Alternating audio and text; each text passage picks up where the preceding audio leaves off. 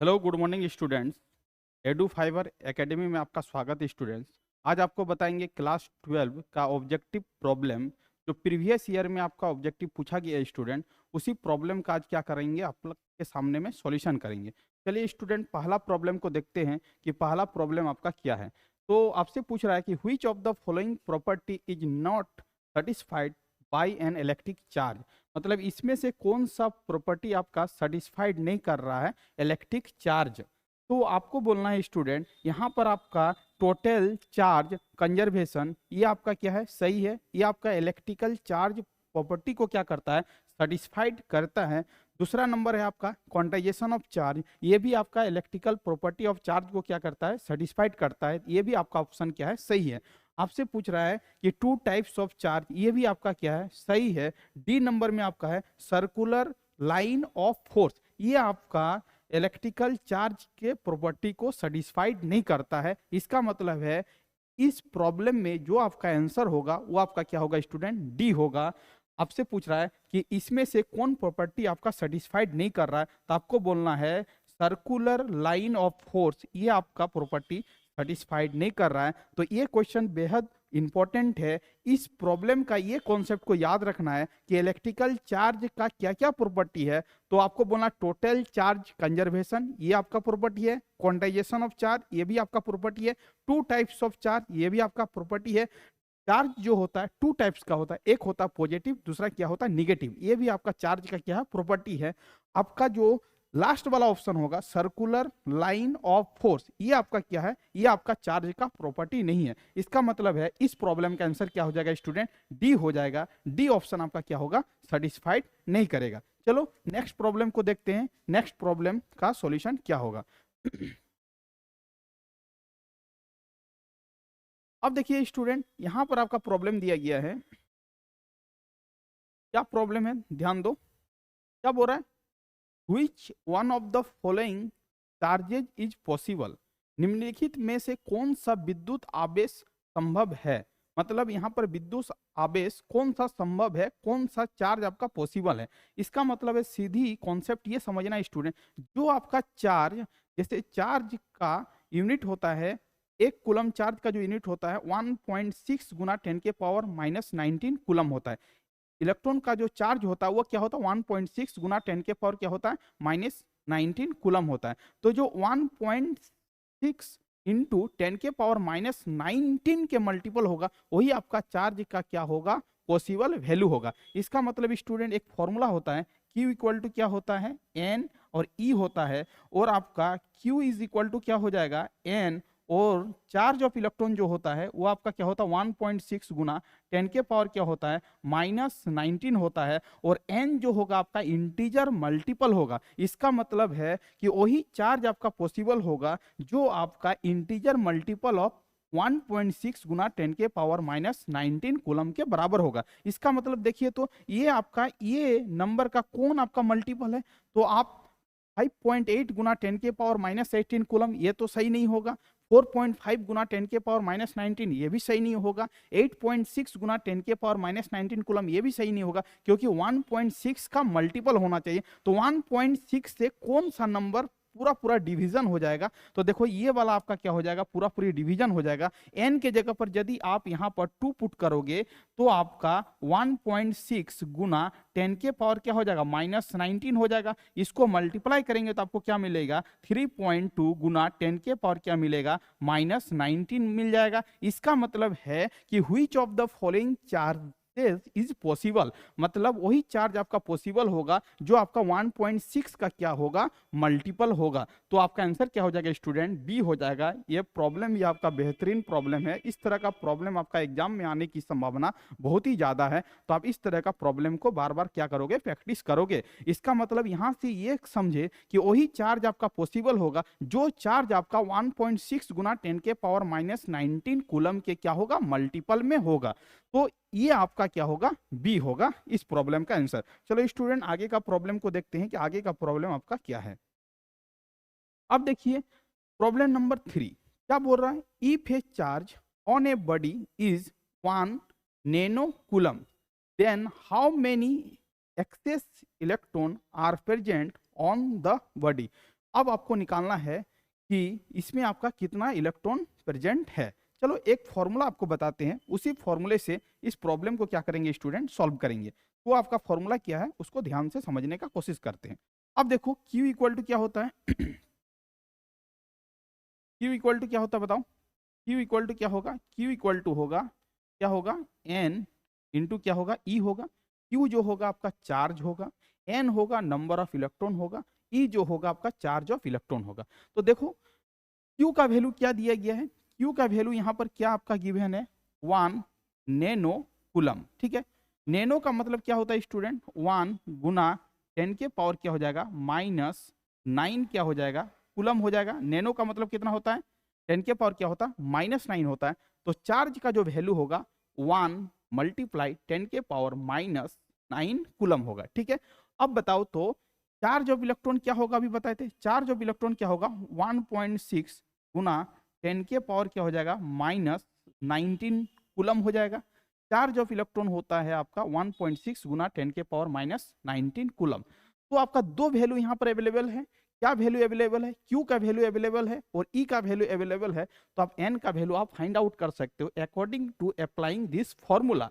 तो आप यहाँ पर Q के जगह पर क्या लिखोगे, 1 मल्टीप्लाई 10 के power -9 is equal to, N के जगह पर N रखना है और E के जगह पर क्या हो जाएगा आपका 1.6 गुना 10 के पावर क्या हो जाएगा -19 हो जाएगा।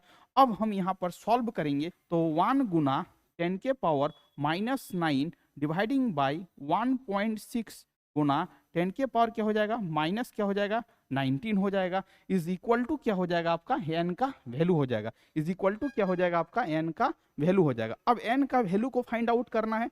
अब देखो यहाँ पर इस पॉइंट को हटाएंगे तो यहाँ पर क्या हो जाएगा 10 हो जाएगा। तो 10 बाई क्या हो जाएगा आपका 16 हो जाएगा। और आप बताओ ये आपका -9 है यहाँ पर और ये 19 ऊपर जाएगा तो आपका प्लस में होगा। तो इसका मतलब 10 डिवाइडिंग बाई क्या हो जाएगा 16 मल्टीप्लाई 10 के पावर क्या हो जाएगा 10 के पावर क्या हो जाएगा प्लस क्या हो जाएगा आपका 10 हो जाएगा। 10 के पावर क्या हो जाएगा प्लस क्या हो जाएगा 10 हो जाएगा। अब मेरे को बताओ कि इस प्रॉब्लम का आंसर क्या होगा। एक नैनो कूलम है, तो एक नैनो कूलम है तो आपका 10 के पावर क्या होगा -9 होगा। अब इसको सॉल्व कर लेना है, तो सॉल्व करेंगे तो आपका क्या हो जाएगा 16 है यहाँ पर और यहाँ पर क्या है, इसको कैंसिल करते हैं, ये आपका 5 हो जाएगा, ये आपका क्या हो जाएगा 8 हो जाएगा। तो अब 8 से भाग देंगे किसको 5 को, ये पॉइंट देंगे 0 हो जाएगा। 8 छक क्या हो जाएगा 48 हो जाएगा। यहाँ पर आपका क्या हो जाएगा 2 हो जाएगा, पॉइंट है 0, 8 दुगनी क्या हो जाएगा 16 हो जाएगा। ये आपका क्या हो जाएगा, ये आपका होगा। इसको सॉल्व करने के बाद आपको मिलेगा 0.625 गुना 10 के पावर क्या होगा 10 होगा। अब इसको एक पॉइंट आगे ले जाएंगे तो 6.25, तो एक पॉइंट आगे ले जाएंगे तो एक जीरो कम होगा तो 10 के पावर क्या हो जाएगा 9 हो जाएगा। इसका मतलब है इस प्रॉब्लम का जो आंसर होगा 6.25 गुना 10 के पावर क्या होगा 9 होगा। इसका मतलब है यहाँ पर सभी ऑप्शन क्या है रॉन्ग है। आंसर आपका क्या हो जाएगा 6.25 गुना 10 के पावर क्या हो जाएगा आपका 9 हो जाएगा। यदि आंसर को मैचिंग करना है तो हमको लग रहा है इस नैनो के जगह पर क्या होगा माइक्रो होगा, एक माइक्रो कूलम होगा। यदि एक माइक्रो कूलम होगा स्टूडेंट तो ध्यान दो, एक माइक्रो कूलम यदि होगा तो आपका नैनो के जगह पर यदि माइक्रो होगा तो यहाँ पर क्या हो जाएगा, नैनो के जगह पर यदि आपका माइक्रो होगा तो यहाँ पर क्या हो जाएगा 10 के पावर -6 हो जाएगा। ठीक है, तो यहाँ पर क्या हो जाएगा 6 हो जाएगा, यहाँ पर आपका क्या हो जाएगा 6 हो जाएगा। अब यहाँ पर क्या हो जाएगा आपका 6 हो जाएगा, तो यहाँ पर आपका क्या हो जाएगा, यहाँ पर क्या हो जाएगा 13 हो जाएगा। यस या नो, यहाँ पर क्या हो जाएगा 13 हो जाएगा 13, हाँ 13 ही होगा। ठीक है 13 होगा। अब 13 हो जाएगा तो अब इसको क्या करेंगे, पॉइंट को इधर ले जाएंगे तो आपका क्या हो जाएगा, ये आपका प्रॉब्लम सॉल्विंग हो जाएगा। ये 13 होगा तो एक पॉइंट इधर लाएंगे, एक पॉइंट इसको बढ़ाएंगे तो ये घटेगा, तो ये का क्या होगा आपका 12 होगा। इसका मतलब ये प्रॉब्लम का आंसर क्या है रॉन्ग है। इस प्रॉब्लम का जो आंसर होगा वो आपका क्या होगा 6.25 गुना 10 के पावर क्या होगा 9 होगा। ये आपको याद रखना है, इस प्रॉब्लम का सॉल्यूशन आपका ये होगा। ठीक है, इस प्रॉब्लम का सॉल्यूशन क्या होगा ये होगा। इस पे कौन सा फॉर्मूला लगाएंगे, Q equal to N E, Q equal to N E, N का वैल्यू क्या है 1 नैनो है, तो नैनो है तो यहाँ पर क्या लगाएंगे 9 ही लगाएंगे, तो आपका क्या हो जाएगा प्रॉब्लम सॉल्विंग हो जाएगा। बेसिक ये आपको प्रॉब्लम को क्या करना है सॉल्व करना है। इस प्रॉब्लम का आंसर क्या हो जाएगा आपका 6.25 गुना 10 के पावर क्या हो जाएगा 9 हो जाएगा। ये फॉर्मूला आपको क्या करना है स्टूडेंट याद रखना है बेसिकली, ठीक है। चलो आगे का प्रॉब्लम को देखते हैं, आगे का प्रॉब्लम को हम लोग कैसे सॉल्विंग करेंगे स्टेप बाय स्टेप। अब देखिए 4 नंबर प्रॉब्लम क्या बोल रहा है, two charges of equal magnitude kept at A distance except a force F on each other if the charge are half and distance between them is double, then the new force acting on each charge is। मतलब आपका क्या problem पूछ रहा है, पूछ रहा है कि यदि चार्ज को हम लोग क्या कर दें, चार्ज को हम लोग क्या कर दे, चार्ज को हम लोग हाफ कर दे, चार्ज को यदि हम लोग क्या कर दे हाफ कर दे, चार्ज को क्या करें हाफ करें। अब देखो चार्ज को यदि हम लोग हाफ कर देंगे और आपका डिस्टेंस को डबल कर देंगे तो न्यू फोर्स क्या होगा, वही चीज आपसे पूछ रहा है। चलो ध्यान देते हैं इस प्रॉब्लम को कैसे सॉल्विंग करेंगे। फोर्स का जो फॉर्मूला होगा स्टूडेंट, फोर्स का फॉर्मूला जो होगा F इज इक्वल टू क्या होगा 1/4 एप्सिलॉन Q1 Q2 बाई क्या होगा आपका R स्क्वायर होगा। Q1 Q2 बाई क्या होगा, Q1 Q2 बाई क्या होगा, ये आपका एप्सिलॉन हो गया, ये आपका Q1, ये आपका क्या हो गया Q2 और ये आपका क्या हो गया R स्क्वायर हो गया, ठीक है। ये आपका क्या हो गया कूलम्ब्स फोर्स हो गया। Coulomb's force is equal to 1/4 pi epsilon Q1 Q2 by क्या होता है R स्क्वायर होता है। अब यहाँ पर देखो क्या बोल रहे हैं, चार्ज को क्या कर रहा है वो, चार्ज को क्या कर रहा है बताओ तो हाफ कर दे रहा है। इसका मतलब है चार्ज का जो वैल्यू हो जाएगा Q1 इज इक्वल टू क्या हो जाएगा Q1 बाई क्या हो जाएगा 2 हो जाएगा, Q2 क्या हो जाएगा Q2 अब क्या हो जाएगा Q2 बाई क्या हो जाएगा 2 हो जाएगा। अब देखो अब देखो अब जो आपका चार्ज को क्या कर दिया उसने हाफ कर दिया, चार्ज को उसने क्या किया हाफ कर दिया, ठीक है। अब देखो फोर्स निकालना है और डिस्टेंस को क्या कर दिया, जो न्यू डिस्टेंस है उसको क्या कर दिया ये डबल कर दिया, मतलब 2R कर दिया, ठीक है। चलो ध्यान दो अब पूरा समझ में आएगा। अब देखो यहाँ पर फोर्स का जो वैल्यू होगा वो आपका ये तो कांस्टेंट वैल्यू है, इसमें तो कोई फर्क नहीं पड़ेगा, क्या होगा 1/4 पाई क्या होगा 1/4 पाई एप्सिलॉन होगा, ठीक है। चार्ज को क्या कर दिया उसने हाफ कर दिया, Q1 बाई क्या हो गया 2 हो गया, यहाँ पर क्या हो गया Q2 बाई क्या हो गया 2 हो गया, बटा जो होगा डिस्टेंस कितना हो रहा है, डिस्टेंस को क्या कर रहा है डबल कर रहा है, 2R का क्या हो जाएगा स्क्वायर हो जाएगा। तो आप ही बताओ 1/4 पाई क्या हो जाएगा एप्सिलॉन, इसको सॉल्व करेंगे तो Q1 और क्या हो जाएगा Q2 और इसको मल्टीप्लाई करेंगे तो 2 2 जा क्या हो जाएगा 4 हो जाएगा, और इसको सॉल्व करेंगे तो 2 का स्क्वायर क्या हो जाएगा 4 हो जाएगा, ये आपका क्या हो जाएगा R स्क्वायर हो जाएगा। इसका मतलब 1/4 पाई एप्सिलॉन हो जाएगा। इसको सॉल्व करेंगे तो Q1 Q2 बाई क्या होगा बताओ तो R स्क्वायर होगा, और इसका कितना टाइम्स हो रहा है 1 बाई क्या हो रहा है 16 टाइम्स हो रहा है, 4 को 4 से मल्टीप्लाई करेंगे तो 16 टाइम होगा। इसका मतलब है कि जो आपका न्यू फोर्स होगा, न्यू फोर्स को हम लोग F डैश से सूचित कर रहे हैं, तो ये आपका जो न्यू फोर्स होगा, न्यू फोर्स जो होगा वो आपका पहले वाले फोर्स का कितना टाइम्स होगा। तो ये देखो ये पूरा वैल्यू क्या है F के बराबर है, तो F बाई क्या हो जाएगा 16 हो जाएगा, F बाई क्या हो जाएगा 16 हो जाएगा, ये आपका F डैश हो गया, ये आपका क्या हो गया F डैश हो गया। तो यहाँ पर Q डैश कर ले रहे हैं, यहाँ पर Q2 डैश कर ले रहे हैं, यहाँ पर R डैश कर ले रहे हैं। जो आपका नेक्स्ट जो चार्ज हो रहा है वो आपका फॉर्मूला क्या हो जाएगा, यहाँ पर लिखेंगे F dash is equal to 1/4 pi epsilon Q1 dash Q2 dash और क्या होगा R डैश का क्या हो जाएगा स्क्वायर हो जाएगा, ठीक है। ये आपका क्या हो जाएगा, ये आपका ओरिजिनल फोर्स है। जब हमने चार्ज को हाफ किया और डिस्टेंस को डबल किया तो आपका न्यू फोर्स और ओल्ड फोर्स में क्या रिलेशन होगा, तो new force is equal to old force dividing by क्या होगा, 16 होगा, डिवाइडिंग बाई क्या होगा, 16 होगा। इसका मतलब है इस प्रॉब्लम का आंसर क्या हो जाएगा आपका, डी हो जाएगा। आपको बेसिकली क्या करना है, इस फॉर्मूले को क्या करना है, याद रखना है। F equal to 1/4 pi epsilon Q1 into Q2 by क्या होगा, आर स्क्वायर होगा। ठीक है, अब देखो हमने क्या कहा, यहाँ पर न्यू फोर्स फाइंड आउट करना है। न्यू फोर्स कब फाइंड आउट करना है, जब आपका चार्ज क्या हो जा रहा है, हाफ हो जा रहा है, और डिस्टेंस आपका क्या हो जा रहा है, डबल हो जा रहा है, तो आपको न्यू फोर्स निकालना है। तो न्यू फोर्स का फॉर्मूला क्या हो जाएगा, 1/4 पाई एप्सिलॉन Q1 का डैश Q2 का डैश आर डैश का क्या होगा, स्क्वायर होगा।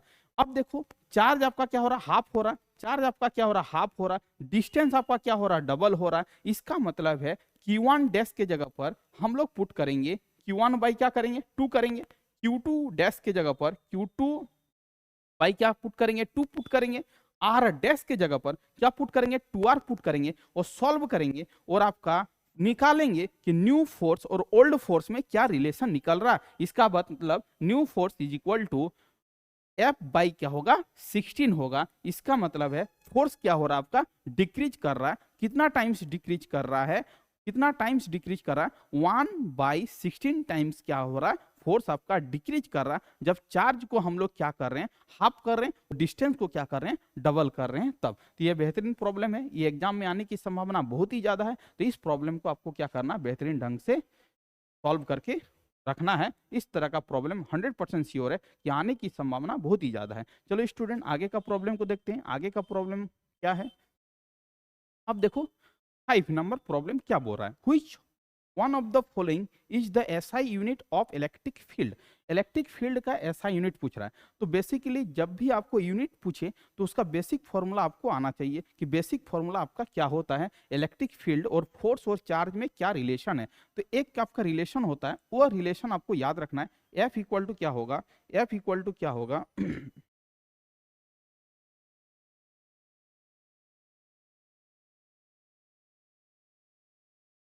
अब देखो यहाँ पर समझते हैं कि आपका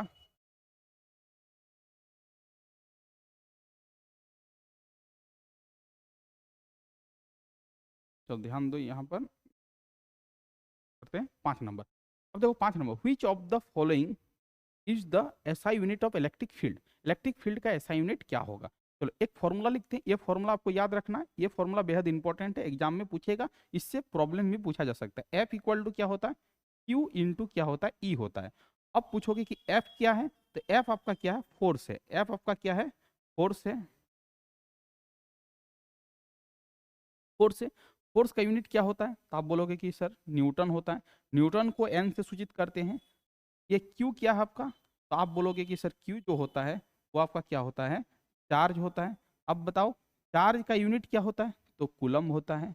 अब ई आपका क्या है, तो ई आपका क्या होगा, ई आपका क्या होगा, इलेक्ट्रिक फील्ड होगा। क्या होगा, इलेक्ट्रिक फील्ड होगा। क्या होगा, इलेक्ट्रिक क्या होगा, फील्ड होगा। चलो इलेक्ट्रिक फील्ड होगा। अब देखो इलेक्ट्रिक फील्ड का यूनिट निकालने के लिए बोल रहा, तो F by Q is equal to क्या हो जाएगा, ई हो जाएगा। अब देखो फोर्स का यूनिट क्या होता है, न्यूटन होता है। चार्ज का यूनिट क्या होता है, कूलम होता है। तो इलेक्ट्रिक फील्ड का यूनिट क्या हो जाएगा, तो आप बोलोगे कि सर न्यूटन पर कूलम होगा। क्या होगा, न्यूटन पर कूलम होगा।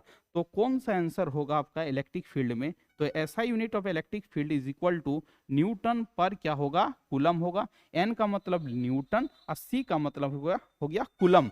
तो इसका मतलब है इलेक्ट्रिक फील्ड का जो यूनिट होगा वो क्या होगा, न्यूटन पर कूलम होगा। एक यूनिट और भी होता है, ये भी चीज आपको याद रखना है।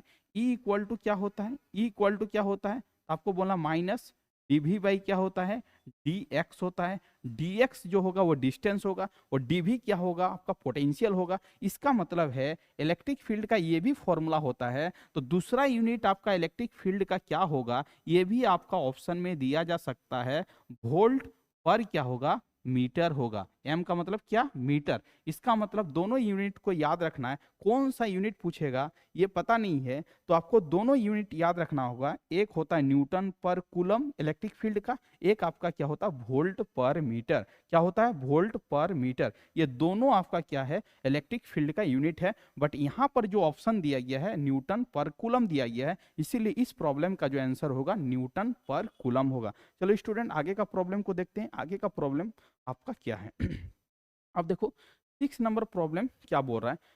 When an electric dipole is placed in uniform electric field, it experience, मतलब जब एक विद्युत द्विध्रुव को एक समान विद्युत क्षेत्र में रखा जाता है तो यह अनुभव करता है। मतलब इलेक्ट्रिक डाइपोल का मतलब है जो दो चार्ज को एक शॉर्ट डिस्टेंस में हम लोग सेपरेट करके रखेंगे, उसी को क्या बोलेंगे, इलेक्ट्रिक डाइपोल बोलेंगे। इलेक्ट्रिक क्या बोलेंगे, डाइपोल बोलेंगे। इसका मतलब जब भी हम लोग when an electric dipole is placed in uniform electric field, मतलब एक समान यूनिफॉर्म इलेक्ट्रिक फील्ड में यदि उसको रखेंगे तो आपका क्या होगा, तो उसमें आपका क्या होगा, एक टॉर्क होगा। क्या होगा आपका, टॉर्क होगा। क्या होगा आपका, टॉर्क होगा। तो इस प्रॉब्लम का जो आंसर होगा वो आपका क्या हो जाएगा, इस प्रॉब्लम का जो आंसर होगा वो आपका क्या हो जाएगा, एक टॉर्क होगा। आपका आंसर क्या हो जाएगा, आंसर आपका क्या हो जाएगा, बी हो जाएगा। इस प्रॉब्लम को याद रखना है। ये सीधी सीधी स्टेटमेंट प्रॉब्लम है कि जब एक विद्युत द्विध्रुव मतलब electric dipole is placed in uniform electric field, तो एक्सपीरियंसेस क्या अनुभव आपको होगा, तो उससे आपका क्या होगा, टॉर्क अनुभव होगा। ये टॉर्क का क्या होगा, फीलिंग होगा। नेट फोर्स क्या होगा, जीरो होगा, तो फोर्स आपका नहीं होगा, इसमें क्या होगा आपका टॉर्क होगा। टॉर्क होगा, याद रखना है। चलो आगे का प्रॉब्लम देखते हैं। आगे का प्रॉब्लम क्या बोल रहा है। अब देखो 7 नंबर प्रॉब्लम क्या बोल रहा है।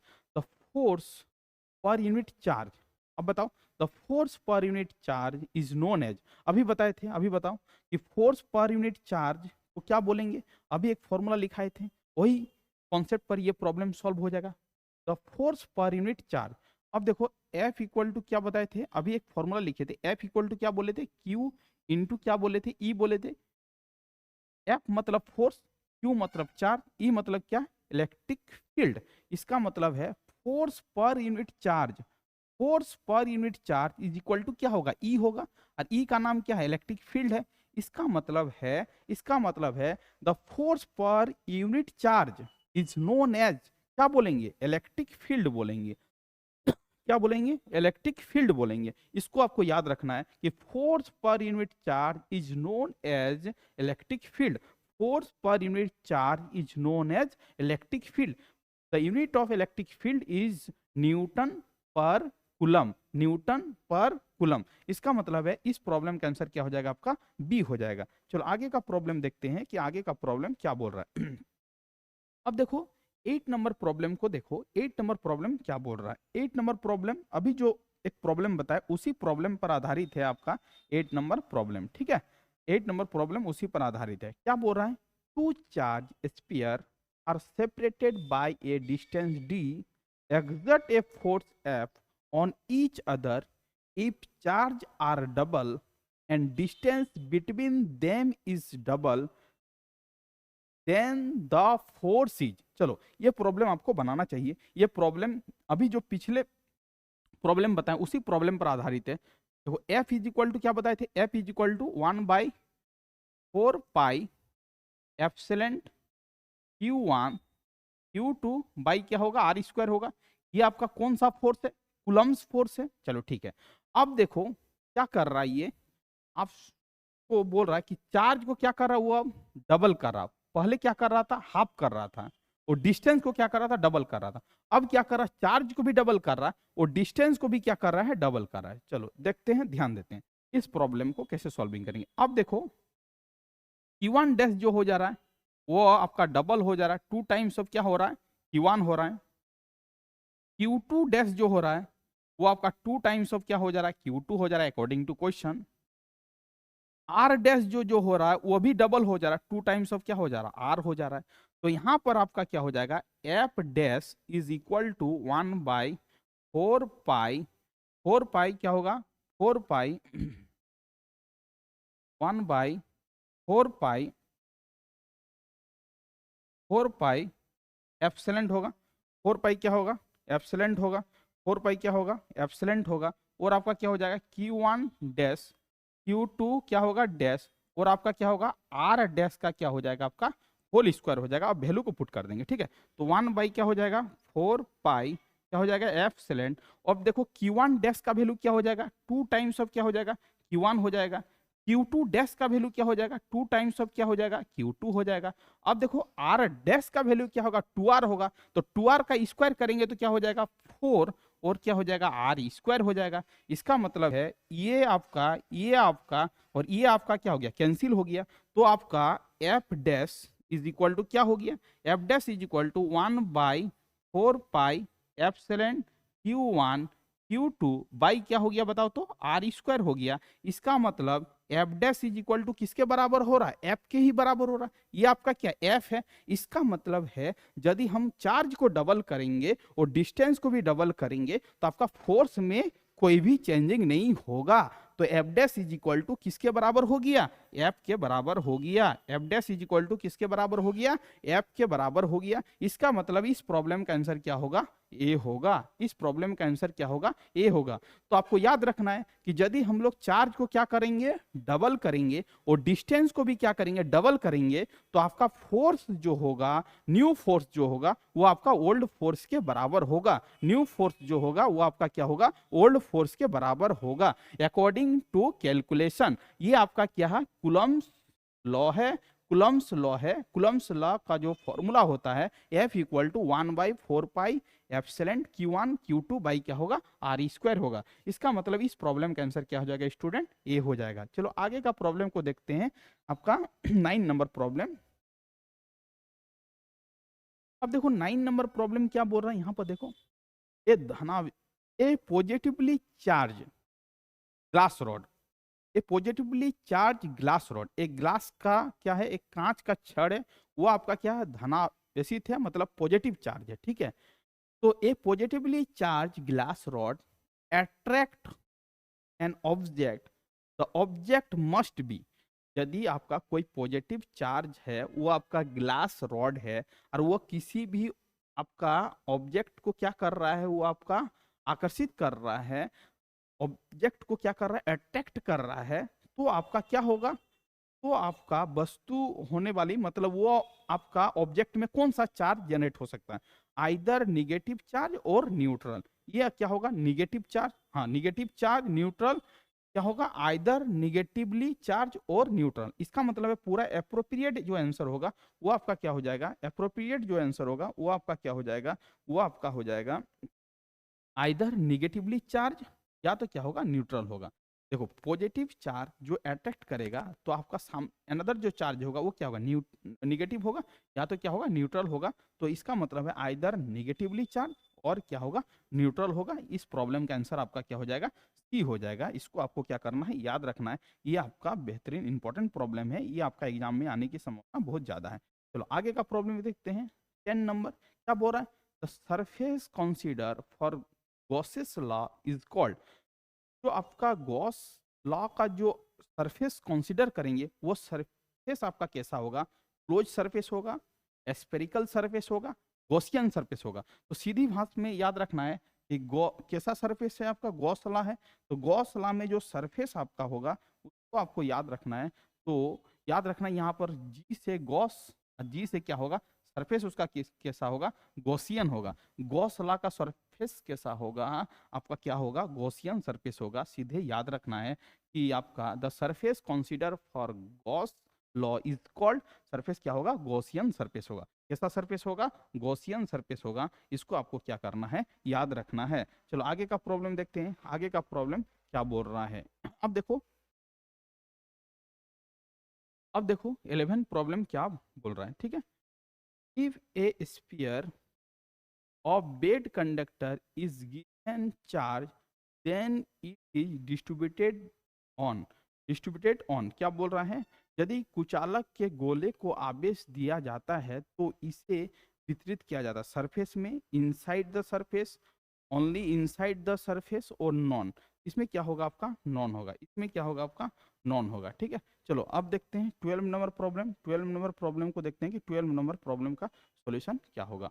अब देखो यहाँ पर क्या बोल रहा है, the total flux through the face of the cube with side of length A if a charge Q is placed at the corner A of the cube. यदि घन के कोने ए पर चार्ज क्यू रखा जाता है तो घन के फ्लक्स कुल विद्युत प्रभाव कितना होगा।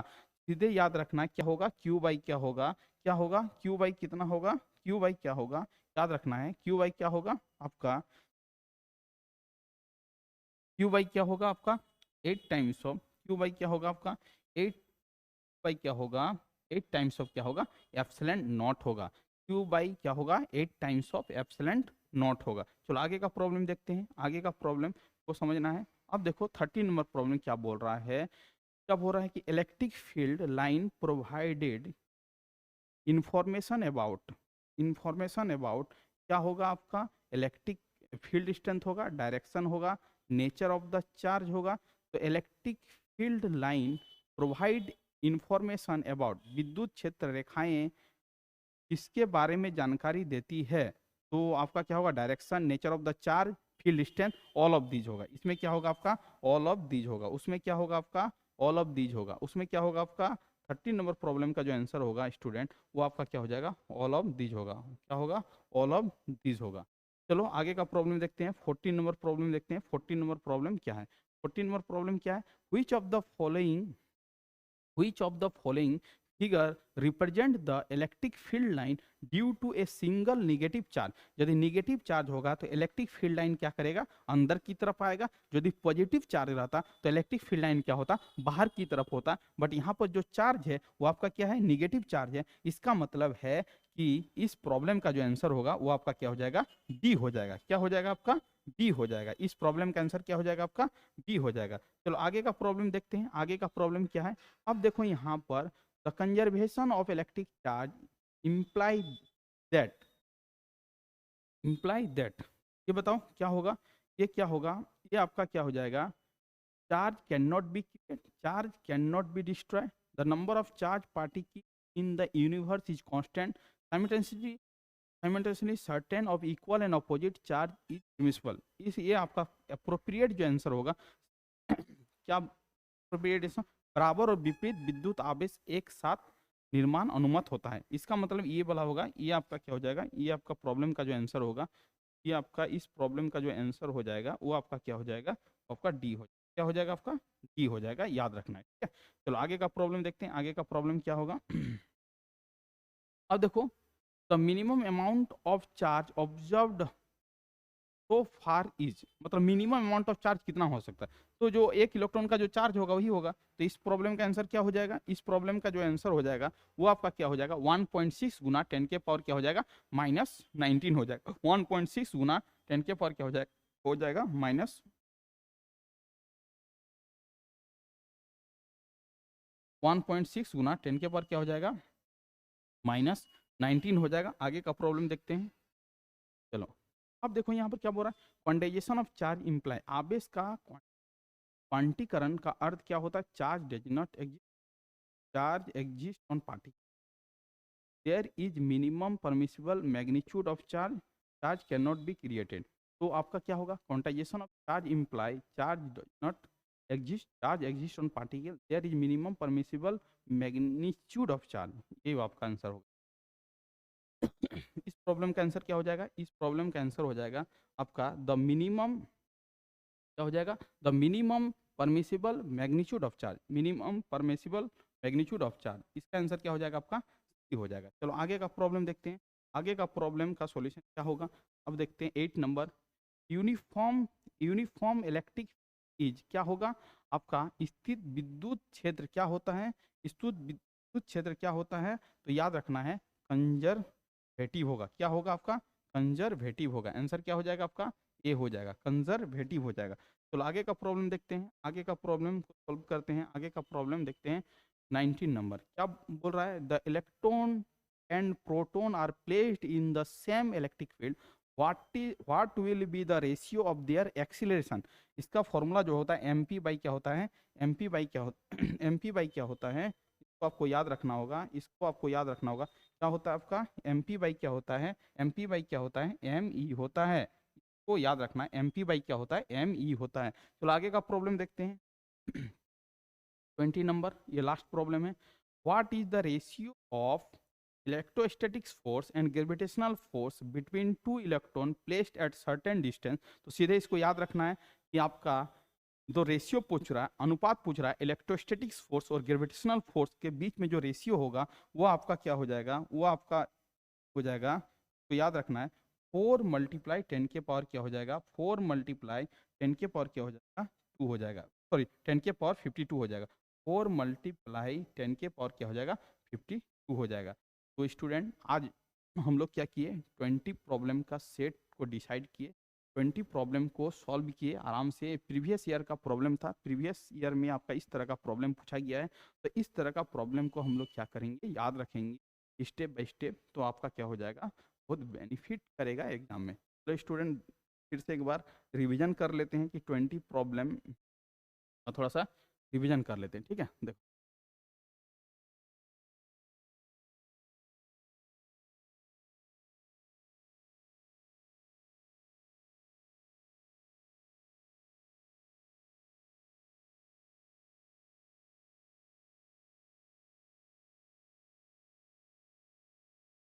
बताओ यहाँ पर क्या होगा, which of the following property is not satisfied by electric charge, तो circular line of the force होगा, आंसर क्या हो जाएगा आपका डी हो जाएगा। दूसरा का क्या हो जाएगा, which of the following charge is possible, क्या हो जाएगा 1.6 का जो मल्टीपल होगा वही होगा, तो आंसर क्या हो जाएगा आपका, इस प्रॉब्लम का आंसर बी हो जाएगा। चलो 3 नंबर प्रॉब्लम को देखते हैं। If a charge on a body is 1 nano coulomb then how many excess electron are present of the body, इसका हो जाएगा, ये ऑप्शन गलत है, 6.25 गुना 10 के पावर 9 सॉल्व करके इसको मिला था, तो ये अब प्रॉब्लम का आंसर क्या हो जाएगा आपका, इस प्रॉब्लम का आंसर क्या हो जाएगा, इसको सॉल्व करना है Q इक्वल टू एन का फॉर्मूला लगा के। 4 नंबर में आंसर क्या होगा, 2 चार्ज ऑफ इक्वल मैग्नीट्यूड, इस प्रॉब्लम का आंसर क्या बताए थे, F/16 बताए थे। चलो 5 नंबर प्रॉब्लम का आंसर क्या, which of the following is SI unit of electric field, Newton per coulomb होगा। When an electric dipole is placed in uniform electric field, ये एक्सपीरियंसेस क्या होगा, एक टॉर्क एक्सपीरियंस होगा। The force per unit charge is known as, क्या बोलेंगे, electric field बोलेंगे। Two charge sphere are separated by a distance d, exert a force F on each other, if the charge is double and distance also be the double, then force F is equal to क्या होगा, F के बराबर होगा। ए positive charge glass, ये आपका क्या हो जाएगा, इसका बताया था आइदर नेगेटिव चार्ज और क्या होगा, न्यूट्रल होगा। 10 number, the surface consider for Gaussian Gauss law is called, Gauss law को सेटिस्फाइड करने के लिए सरफेस कैसा होगा आपका, गॉसियन होगा। चलो 11 number, if a sphere of bad conductor is given charge then its is distributed on, कैसा हो जाएगा आपका, नॉन नॉन हो जाएगा। उसके बाद the total flux through the face of the cube with the side of the length a if the charge q is placed at a corner a of the cube, इसका answer क्या हो जाएगा, q by 8 times of क्या हो जाएगा, epsilon not हो जाएगा। 13 number problem क्या हो जाएगा, electric field line provided information about, क्या होता है आपका, ऑल ऑफ दीज होता है, field strength, direction, nature of the surface, all of these होगा आंसर। 14 नंबर क्या हो जाएगा, which of the following figure represented the electric field line due to a single negative charge, single negative charge में field क्या होगा, अंदर की तरफ होगा, आंसर क्या हो जाएगा, बी हो जाएगा। 15 नंबर में the conservation of electric charge imply that, तो इसका आंसर होगा simultaneously certain of equal and opposite charge is permissible, ये आपका हो जाएगा।